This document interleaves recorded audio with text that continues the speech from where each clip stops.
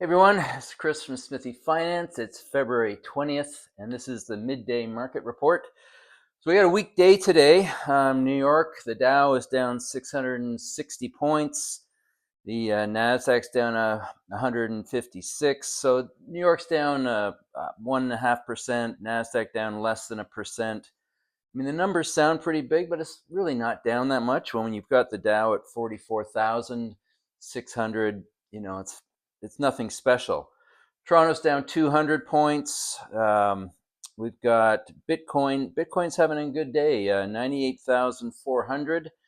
That's up over $2,000 and up from 94 we saw a couple of days ago. Part of that is because of the MicroStrategy convertible debt, or the strategy convertible debt. They raised $2 billion, and they are either spending that money now or when it closes, they'll spend it, which is in the next few days. But they may be already spending it in anticipation. I don't really know. But anyway, that is definitely bullish, and that is part of the reason Bitcoin's rallying. We've also got gold up 20 today, silver up 43 cents, copper up a nickel. So the commodity stocks are doing well.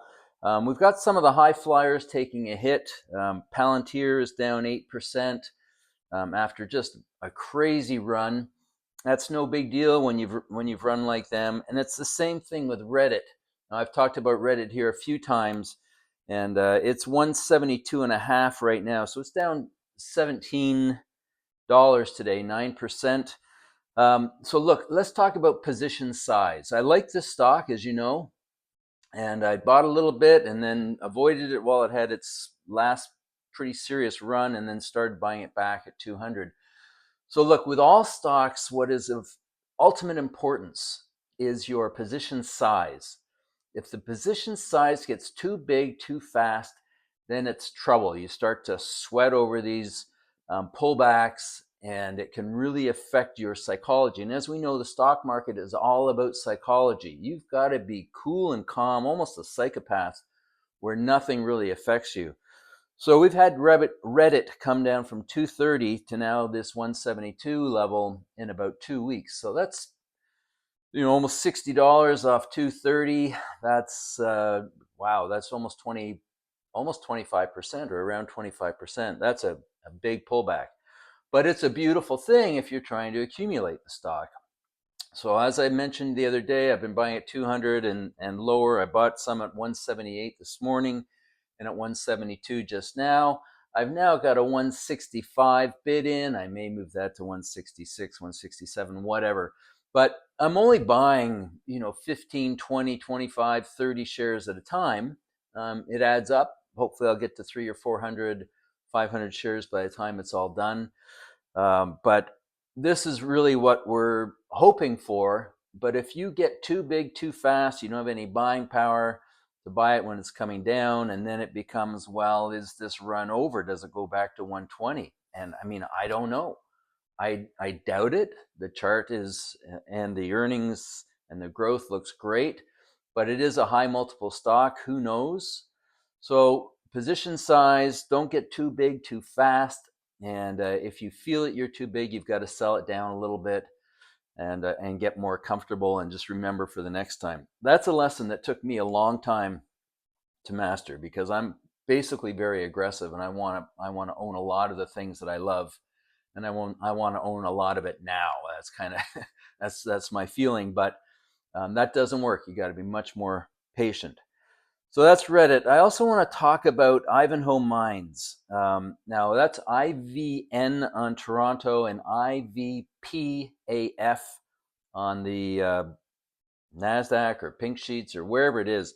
Anyway, Ivanhoe is a huge company. It's got a market cap of, let me give you an accurate number, 21 billion Canadian, so 13 billion US. They announced earnings this morning. They're very good.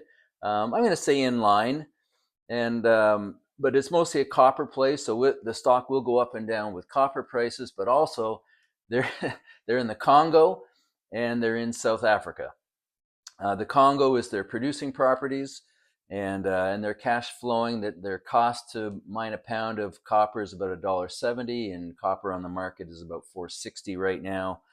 So their profit margins are huge, but they're putting more money in the ground. They're increasing their size. They're building a smelter, and then they're also developing this South African property.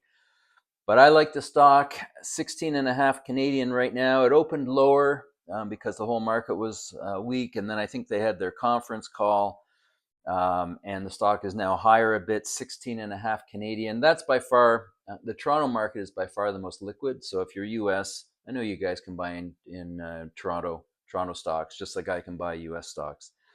So you might have a look at it, do your own work. But I think the stock is a $50 number in a few years. Now, I first bought the stock 10 years ago, and I paid about $1, but that's 10 years ago. And I bought a lot of it. And over that 10 years, twice I've had 0 shares. And the first time it was a technical break that looked horrible on the stock. It was around $3 at the time, or $3.50. Sold it all, but within a week I was starting to buy it back at lower prices.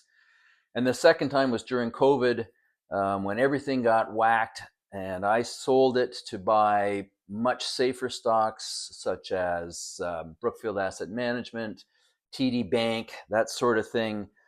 And then when they rallied, I sold them and went back into the Ivanhoe. So I've only been out of the Ivanhoe probably for 15 trading days in all those years, but twice down to 0.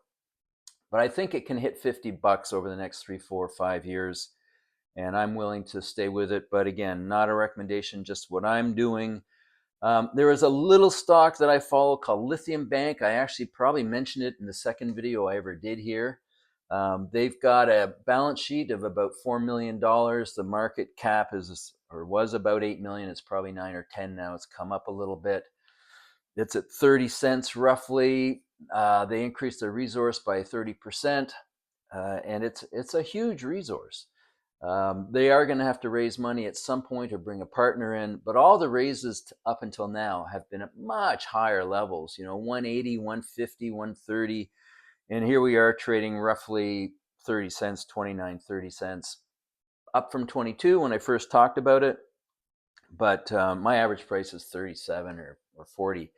So look, we talk about the huge stocks here, right? We talk about Reddit and Bitcoin and strategy, these companies in the multi-billions.